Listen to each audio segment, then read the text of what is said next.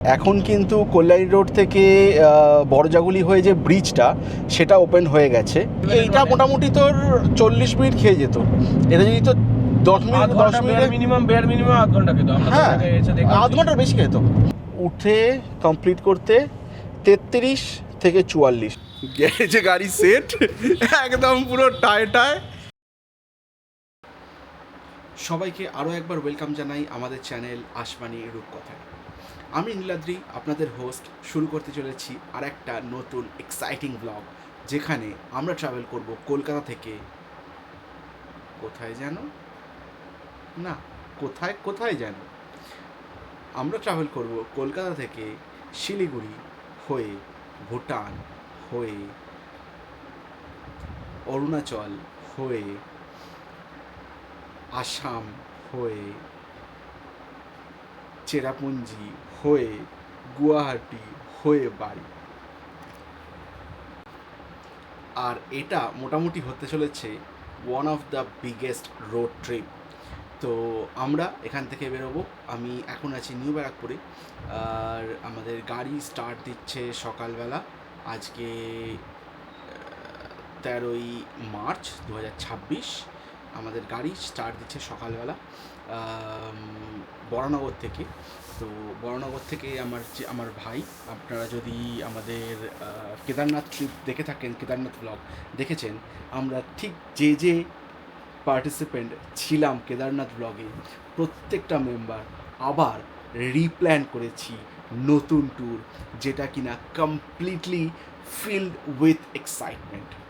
প্রতিটা স্টেপে এক্সাইটমেন্ট, প্রতিটা দিন প্ল্যান্ড, প্রতিটা ঘন্টা প্ল্যান্ড, কখন বেরোবো, কখন ঢুকবো, কখন খাবো, কোথায় থাকবো, এভরিথিং।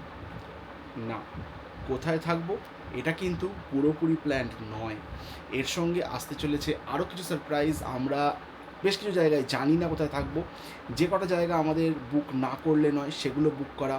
আমরা কিভাবে আইএলপি প্রসেস করলাম, আমরা কিভাবে কোথাকার কি পারমিট করলাম, ইচ অ্যান্ড এভরিথিং আপনাদের কিন্তু জানাবো এই ব্লগে। সুতরাং সাথে থাকতে হবে প্রতিটা ব্লগের সঙ্গে। এটা শুধু ব্লগ নয়, এটা কিন্তু হবে সিরিজ। তো এই সিরিজে আমরা প্রথম দিন ট্রাভেল করব কলকাতা থেকে বহরমপুরে জাস্ট একটা হল্ট। এটা জাস্ট আমাদের খানিকটা টাইম সেভ করে নেওয়ার জন্য, কেননা আমাদের ডে 1 প্ল্যান রয়েছে শিলিগুড়ি বেঙ্গল সাফারি। তো শিলিগুড়ি বেঙ্গল সাফারি যাওয়ার জন্য আমাদেরকে পৌঁছতে হবে মিনিমাম বেলা 3টে থেকে 4টের মধ্যে। আর 3টে থেকে 4টের মধ্যে পৌঁছানো মানে কলকাতা থেকে স্টার্ট দিতে হবে রাত্রির বেলায়। তো আমরা রাত্রির বেলার রুটটা অ্যাভয়েড করতে চাইছি। আপনারা যদি এর আগে পুরী ট্যুর দেখে থাকেন, আপনারা দেখবেন রাত্রিরে ড্রাইভ করাটা একটু রিস্কি ছিল, এবং বিভিন্ন কারণে সারাদিন কাজ করার পর ঘুম পেয়ে যাওয়া একটা প্রচণ্ড বড় ডিস্ট্র্যাকশন ড্রাইভিংয়ের জন্য। তো আমরা কোনোভাবেই রাত্রিরের জন্য রিস্ক নেব না। আমরা স্টার্ট করব সকালবেলা। আমরা বহরমপুর গিয়ে, যেহেতু আমার শ্বশুর বাড়ি,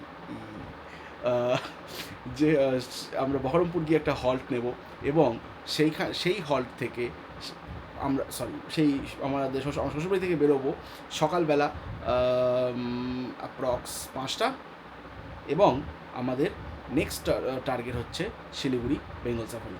এর মাঝখানে কোনো স্টপ নয়, খাওয়া দাওয়া, বাথরুম এবং এমার্জেন্সি ছাড়া। সুতরাং দেখতে থাকুন সম্পূর্ণ ব্লগ। শুরু হবে আমাদের ট্রাভেল, এবং কোথায় কোথায় কীভাবে আমরা যাচ্ছি তার সম্পূর্ণ ডিটেলস থাকবে। আজ 13ই মার্চ 2026 আমাদের যাত্রা শুরু হচ্ছে আসমানি রূপকথা চ্যানেলে। আমি হোস্ট নীলাদ্রি, আর আমাদের সঙ্গে আজকে ট্রাভেল করছে আমাদের সেই পুরনো কেদারনাথ গ্রুপ, যেখানে আমরা আমাদের ফার্স্ট যে ডেস্টিনেশন সেটা যাব। দেখো, আমাদের ফার্স্ট যে ডেস্টিনেশন সেখানে যাব বহরমপুর। আর গাড়ি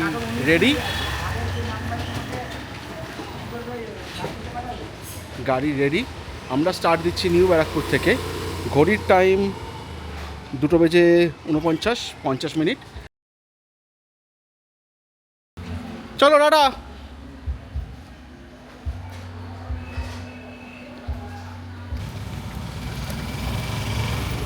তো আমাদের জার্নি যে শুরু হলো আজকে, এখন আপাতত এলিভেশন মোটামুটি 27 মিটার মতন।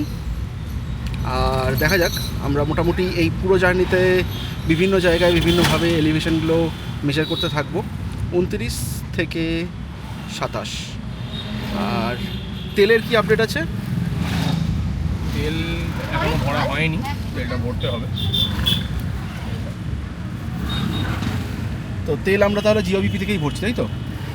হ্যাঁ, এই ট্রিপটা তাই করা যাক। আইআরসি থেকে তো সবসময় ভরাই হয়, আইআরসি রিপোর্ট ভালো যেমন আছে জানাই সাধারণত আছে। হ্যাঁ। দেখি এবার জিওবিপি থেকে কীরকম কী পাই। জিওবিপি অনেকেই অনেক রকম ফিডব্যাক দিচ্ছে, ভালোই তো শুনছি। তো হ্যাঁ সেটাই, আমিও ফার্স্ট টাইম জিওবিপির একটা ফিডব্যাক শুনলাম যে এর নাকি মোটামুটি মাইলেজটা বেশি পাওয়া যাচ্ছে। তো আমি সাধারণত এর আগের ব্লগগুলোতে দেখেছেন যে আমি সাধারণত মানে এক্সপিটা ভরতে বেশি পছন্দ করি। তো সেখানে দাঁড়িয়ে বলছি জিওবিপিতে নাকি নর্মালে তার থেকে বেশি মাইলেজ দিচ্ছে। আমার এটাতে তো নর্মালেই মানে আইএসসি নর্মালেতেই এক্সপি দিয়ে খুব একটা তফাৎ আমি পাইনি। আমার নর্মালেতেই যথেষ্ট ভালো মাইলেজ দিয়েছে। ইনফ্যাক্ট এই গাড়িটার জন্য আলাদা করে এক্সপি রেফার্ডও নয়, যেহেতু নর্মাল ইঞ্জিনের গাড়ি, খুব হাই পারফরমেন্স নয়। দেখা যায় জিওবিপিতে তফাৎটা কী দাঁড়ায়, দেখা যাক সেটাই। তো নর্মাল এমনি কত কি মাইলেজ উঠছে? সিটির মধ্যে তো 10-11-12 বেশি হয় না, এরকম কনজেস্টেড ট্রাফিক, এই অবস্থায় এখন তুই মাইলেজ এক্সপেক্ট করাটাও ভুল। হ্যাঁ, তবে মানে আমার হাইওয়েতে তো লাস্ট ট্রিপের রেকর্ড রয়েছে, যেটা আমার নিজের বেশ কিছু জায়গায় পোস্টও করা আছে, যে হাইয়েস্ট 24-25 অবধি নন এসিতে, আর এসিতে মোটামুটি 17-18 এরকম কমনলি পাওয়া গেছে। ওই 80-80-র মধ্যে চালালে, 80-র ওপরে চালালে, 90-100-তে চালালে আর একটু কম। হ্যাঁ সেটাই, মানে আমরা কখনোই মানে যে কদিনই ট্রিপে যাই না কেন কখনোই ওই চেপে গাড়ি চালানো না পছন্দ করি না চালাই। প্রয়োজন পড়ে না, টানা গাড়ি কনসিস্টেন্টলি 80-তে চলতে থাকলে যারা 100-তে চালায় তাদের থেকে আগে একটা সুন্দর গ্রিপেও থাকে গাড়িটা। হ্যাঁ, তো এটা বেস্ট জিনিস মেনটেন করার জন্য। আমরা উঠে পড়েছি কল্যাণী রোডের ওপরে। আর এখান থেকে এখন কিন্তু কল্যাণী রোড থেকে বড়জাগুলি হয়ে যে ব্রিজটা সেটা ওপেন হয়ে গেছে। কল্যাণী রোডের মনে হয় টোলটা এখনও চালু হয়নি না? না, টোলটা চালু হয়নি। তো ব্রিজটা ওপেন হয়ে গেছে, তো ব্রিজ দিয়ে যাব, দেখা যাক ব্রিজের এক্সপিরিয়েন্সটা কীরকম হয়। আর ব্রিজটা অ্যাকচুয়ালি নামছে কোথায়? ব্রিজটা মনে হয় তোর ওই বড়জাগুলির যে রাস্তাটা না, বড়জাগুলির যে রাস্তার মাঝখানে একটা ব্রিজটা নামছে, ওই জায়গাটা নামছে হতে পারে, অথবা ওই পাশে একেবারে ইয়েতে NH-30 করে ডাইরেক্ট কানেক্ট করতে পারে। কেননা NH-30 করে আমার ডাইরেক্ট কানেক্ট করবে না, অনেকটা ওখান থেকে অবধি NH-30 করে তো অনেকটা রাস্তা। ওর ওই তোর বড়জাগুলি যেখান থেকে ব্রিজের ওদিকে ঘুরছে না, ওর আগেও কটা বাম্পার রয়েছে, আমার মনে হচ্ছে ওই জায়গাটা নামছে। এইখানে আমাদের বেলঘড়ি এক্সপ্রেসওয়ের মুখটাও কানেক্ট হয়ে গেছে, এইদিকে আসার জন্য ফ্লাইওভারটা হয়ে গেছে। ওদিক থেকে ওটা হয়নি, ওটা তো কি একটা জন্য আটকে আছে বলছিল, ওটা বাকি রয়েছে, হয়ে যাবে। কিসের জন্য তো একটা বলছিল আটকে আছে রয়েছে একেবারে আমাদের বেলঘড়ি এক্সপ্রেসওয়ে থেকে ডাইরেক্ট ফ্লাইওভার উঠে এটা কানেক্ট হয়ে যাওয়াটা, যেটা এয়ারপোর্টের দিকে একটা আর এই দিকে একটা, এই দুটো।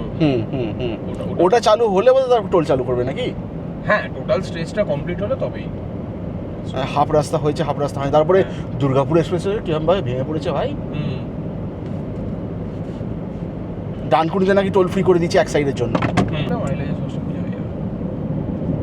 এখনই মাইলেজ দেখতে হবে, এখন তো চলুক ভাই। রোদ্দুর ঠাটা পড়া রোদ্দুরের মধ্যে মাইলেজ দেখছে।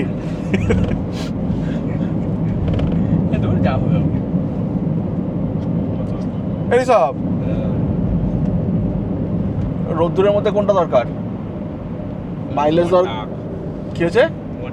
তোমার কানের গোড়ায় বাড়ি।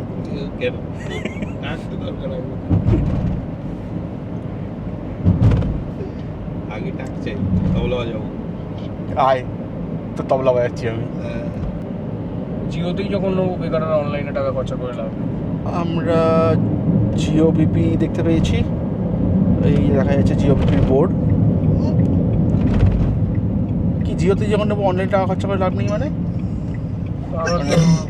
এখানে পয়েন্টসের গল্প নেই, ক্যাশ টাকা আমি বার করেই রেখেছি, ক্যাশ টাকা খরচা করে। আচ্ছা, তাই প্রচুর ক্যাশ টাকা তুলে নিয়েছি।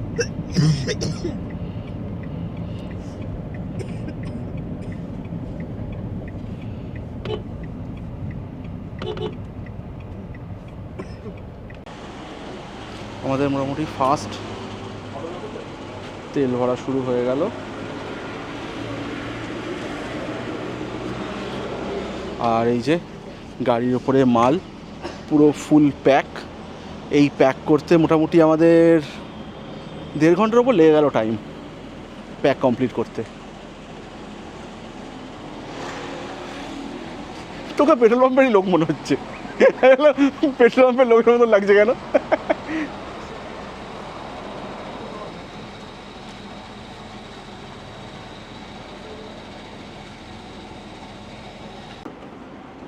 টোটাল গেল কত? 3000, 111। 111।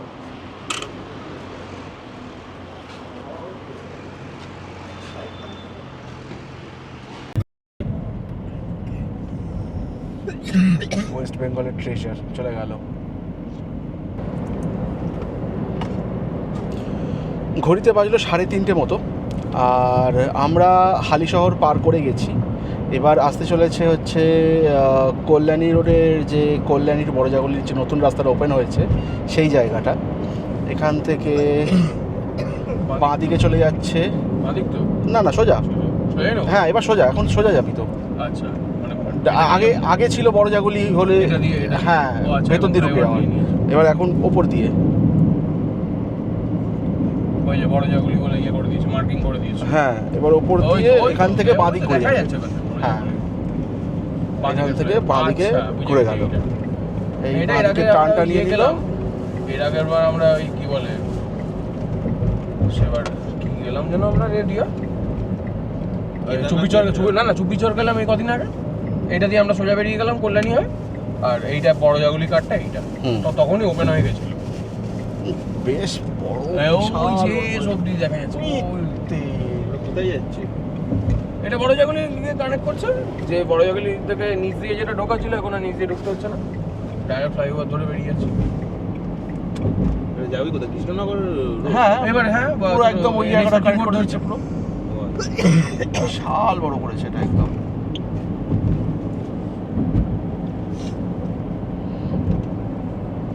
দেখ পাগলা, দেখ রাস্তা দেখ। মানে আমরা গঙ্গার ওপারে যাব না? আর গঙ্গার ওপারে কেন যেতে যাব? না, আমরা আগের বার যখন গঙ্গার ওপারে গেলে তো আমরা কেদারনাথ থেকে ফিরেছিলাম, ওটা গঙ্গার ওপার থেকে ফিরেছিলাম। হ্যাঁ, এবার আমরা তো এপারেই যাবো। আমরা তো মানে এই জায়গাটা পুরো এলিভেটেড। ফারাক্কাটা পার হতে হবে। আরে ফারাক্কা এখন বহু দূর। ফারাক্কা বহরমপুর পার করার পর। বহরমপুর টপকাবো, মালদা টপকাবো, যাবো ফারাক্কা। হ্যাঁ, মানে এই জায়গাটা পুরো এলিভেটেড করেছে আর কি। হ্যাঁ, এটা এলিভেটেড করিডোর, এক্সপ্রেসওয়ে বানিয়েছে। ঠিকঠাকভাবে মেনটেন করলে হয়। এর রাস্তা পেলে গাড়ি নিজেই টানাবে, সেম প্রেসারে রাখা আছে। ওখানে যা চলছিল ওখানে 70-এর উপরে উঠতে চাইছিল না, ফাঁকা পেয়েছে, গ্রিপ পেয়েছে, এমনি টানছে। এটাই তো হয়, এটাই হয় যখন মানে রাস্তা ভালো হয় তখন গাড়ি এমনি নিয়েই চলে। না, এই জায়গাটা বড়জাগলির যে জায়গাটা না, ওই আগের যে রোডটা ছিল ওই রোডটা মানে পার করতে সিরিয়াসলি পাগল হয়ে যেতাম। বাম্পার ছিল, বাম্পারে ভর্তি, তার উপরে যেখান থেকে মানে এরিয়া না, ছাগলরূপী মানুষরূপী ছাগলকে কখন কোন দিকে আসে বোঝা যায় না। মানে বেঙ্গলের হাইওয়ে গুলো, বেঙ্গল বলে না ভাই, সব জায়গায় ইউপি বিহার তো ছেড়েই দে। ইন্ডিয়ান হাইওয়ে, ইউপি বিহার তো ছেড়েই দে। অ্যাডেড ফিচার অনেকটা লম্বা। হ্যাঁ, সিরিয়াসলি আমার মনে হচ্ছে পুরোটাই কানেক্টেড, কারণ মানে এইটা মোটামুটি তোর 40 মিনিট খেয়ে যেত। এটা যদি তো 10 মিনিট মিনিমাম আধ ঘন্টা খেতো। হ্যাঁ, আধ ঘন্টার বেশি খেতো। এটা যদি 10 মিনিট নামিয়ে যায় মানে এখানে অনেকটা সেভ হয়ে গেল রাস্তা। আর ও যে জায়গায় নামাচ্ছে না সেই জায়গাটাও ক্লিন রাস্তা, মানে তারপরের রাস্তাটা একদম প্লেন। শুধু আমাদের একটা জিনিস পরে এই বড়জাগলির পর থেকে এই পাশের রাস্তাটা ভালো, ও পাশটাই তো প্রবলেম ছিল। তো আমরা এখন ওই মানে এই পোর্শনটা ভালো, পোর্শনটা দিকে নেমে আছি। হ্যাঁ, ওটাও ব্যাপার। আর বড়জাগলির ওই ওঠার আগে দেখবি বাম্পারগুলো, আমি দেখেছি বাম্পারগুলোর একটা ফিচার আছে, 3টে সেটের উপরে বাম্পার থাকে। তিনটে করে, ঠিক আছে। 3টে সেটের মধ্যে প্রথম দুটো সেট হচ্ছে ওয়ার্নিং, পরের সেটটা হচ্ছে অ্যাকশন। মানে প্রথম দুটো সেটের মধ্যে যদি আসতে না করিস, পরেরটাতে ঘাই ঘাই ঘাই ঘাই ঘাই ঘাই ঘাই করে পড়বে। দেখ তুই লক্ষ্য কর, যখন এর পরের জায়গায় নামবে এটা মোটামুটি গাড়িতে এখন আমি, পুলক, ঋষভ আর একটা ঘুমন্ত প্রাণী,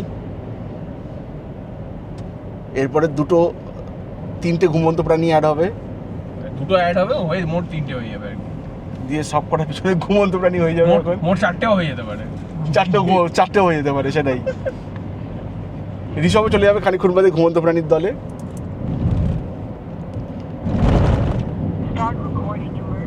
আরে স্টার্ট রেকর্ডিং ইমার্জেন্সি ভিডিও। আরে বেচারাকে ওকেও তো একটুখানি খাটাতে হবে নাকি? ওকে তো এইসব কাজের জন্যই রাখা হয়েছে। এইটার নাম দিয়েছে সেকেন্ড ঈশ্বরগুপ্ত সেতু। ঈশ্বরগুপ্ত সেতু ওই দিকেরটা কল্যাণী কানেক্টিংটা, আর এটা সেকেন্ড ঈশ্বরগুপ্ত বলেছে। ঈশ্বরগুপ্ত সেতু এখানে শেষ হলো? সেকেন্ড ঈশ্বরগুপ্ত সেতু এইটা যেটা দিয়ে এলাম।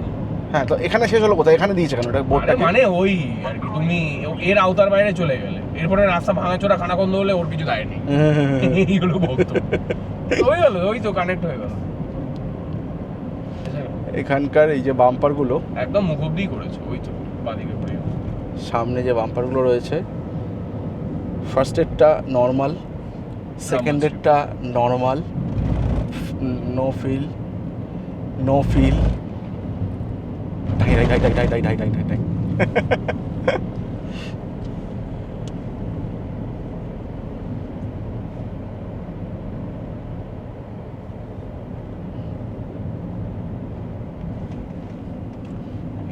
তাহলে মোটামুটি কল্যাণীর এই যে ব্রিজটা, সেকেন্ড ঈশ্বরগুপ্ত সেতু, উঠে কমপ্লিট করতে 33 থেকে 44, মানে মানে আমরা রাস্তার মুখে বেরিয়ে গেলাম। এক্স্যাক্টলি 10 মিনিট ব্রিজে ওঠা থেকে রাস্তার মুখ অবধি। ব্রিজ থেকে নেমে গেছি 6 মিনিটের মতো, মানে 6 মিনিটের ব্রিজ কমপ্লিট। এখানে অনেকটা সেফ, অনেকটা। তো আমরা উঠলাম বড়জাগুলির মোড়টাতে, আর এইবারে ব্রিজের পাশ দিয়ে হরিণঘাটা টোল, আমাদের ফার্স্ট টোল প্লাজা পড়বে এখানে। ঘড়ির টাইম হলো প্রায় 5টা। আমরা ভোলাডাঙ্গা এসে পৌঁছলাম, আর এই যে আমাদের ঘুমন্ত প্রাণী, মোটামুটি দুটো ঘুমন্ত প্রাণী উঠে পড়েছে। এই বাবা, এই রাস্তায় মাঝখানে সেখান দিয়ে কুকুর যাচ্ছে। পুরীতে হয়েছিল ভাই আমাদের, পুরীতে মানে একটা বিড়াল হঠাৎ করে, তখন বোধহয় গাড়ি ওরকমই হবে 70-70 হবে গাড়ি, ঠিক আছে, ওই রকম জায়গা থেকে হঠাৎ করে রাস্তার মাঝখানে এলো, মাঝ রাস্তায় হর্ন বাজিয়েছি, মানে উল্টো রাস্তা, উল্টো দিকে দৌড়বায় গিয়েছে। যদি উল্টো দিকে চলে যদি না যেত, ও শেষ ছিল। যাই হোক, এই যে আমাদের সঙ্গে রয়েছে ঋষভ আর অঙ্কিতা আর মিস্টার পুলক, আর দুজন জয়েন করবে এখনো, দুজন না 1.5 জন জয়েন করবে। তারা উঠবে বহরমপুর থেকে। এখনো পৌঁছতে মোটামুটি কত কিলোমিটার এলাম এখনো অবধি? স্টার্ট করার পরে এই 120 একটু বেশি, 123। ওই 123 কিলোমিটার এখনো এসছি, মানে প্রায় 190 কিলোমিটার, মানে এখনো 60 বাকি। হ্যাঁ, 65 এখনো বাকি। 1 ঘন্টার একটু বেশি লাগবে।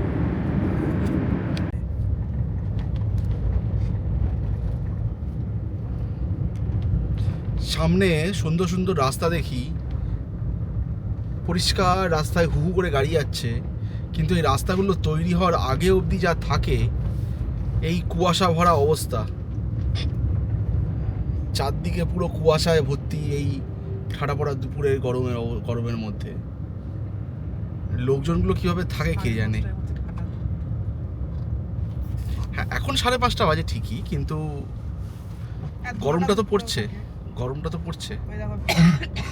রাস্তায় তাকানো যাচ্ছে না, এত বেশি ধুলো।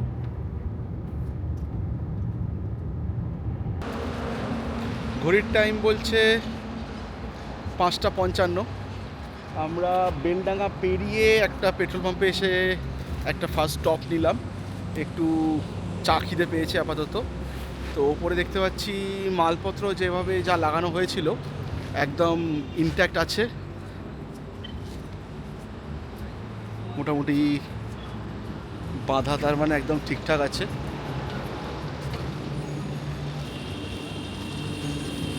তারপর ঋষভ বল, বাঁধার কিরম এক্সপিরিয়েন্স? বাধা হেভি, আমাদের বাধা হয়েছে এখনো পর্যন্ত নড়িনি চড়িনি কিছু। একটুও নয়নি। চাপ হচ্ছে দড়ির এইগুলোকে নিয়ে, দড়ির এইগুলোকে নিয়ে চাপ হচ্ছে। এটা যেমন অনেকটা বেড়ে গেছে, এটা বেশ খানিকটা বেড়ে গেছে। তো এইগুলো একটা দড়ি একবারই শুধু একটাই ওরকম একবারই শুধু ফাটাস করে খুলে গেছে। এই যে মালটা যেটা এইখানে আটকে থাকে, এই হুকটা সোজা হয়ে গেছে টান পড়ে। এমনি তো মোটামুটি এখনো পর্যন্ত কি আছে, এখনো পর্যন্ত ঠিকঠাকই আছে, সেটাই। কি আছে। ঘড়ির টাইম 7:30। আমরা এসে পৌঁছলাম আমাদের ফার্স্ট স্টপ বহরমপুর এসে গেছে। আর এখানেই আমাদের রাত্রি যাপন, এবং তারপরে রাত্রি থাকতেই বেরিয়ে পড়বো। গ্যারেজে গাড়ি সেট একদম পুরো টায় পুরো মাপে মাপ, খাপে খাপ চলে গেছে। চুলও না, বোট হালকা ঠিক আছে, মানে একেবারে মানে জাস্ট প্লাস্টিক খালি টাচ করে, হ্যাঁ শুধু টাচ।